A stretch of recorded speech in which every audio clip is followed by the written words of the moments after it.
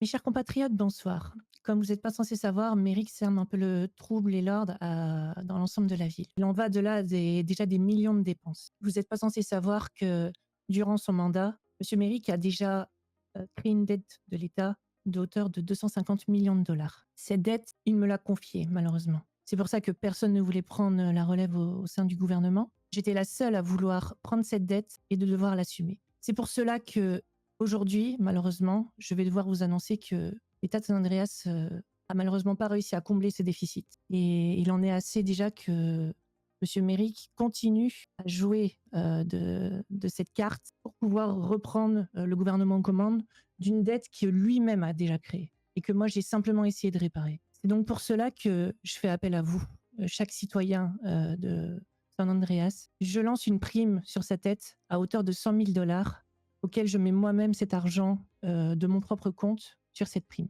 Il en va que plus tard, peut-être le gouvernement pourra accorder un budget supplémentaire, mais en attendant, dans les faits immédiats, je veux que cela cesse. Je veux que M. Méric se fasse arrêter par les forces de l'ordre, ou du moins par des citoyens qui ont envie de s'impliquer dans cette recherche. Laissez en priorité déjà les forces de l'ordre. Chaque information sera nécessaire.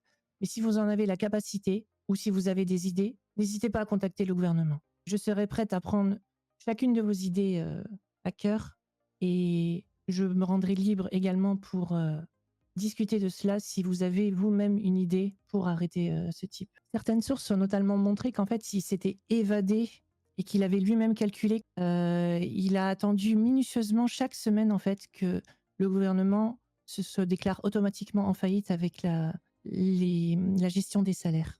Et à vrai dire, en fait, je fais appel aux entreprises à ne demander que des subventions qui lui sont nécessaires. J'aimerais pas priver certaines entreprises, notamment les services publics, de leur salaire de la fin de semaine. En attendant, je vous remercie beaucoup. Je tiens à m'excuser pour les familles auxquelles il a pu causer du tort et je vais faire de mon mieux pour régler cette dette de l'État. Merci encore de votre attention.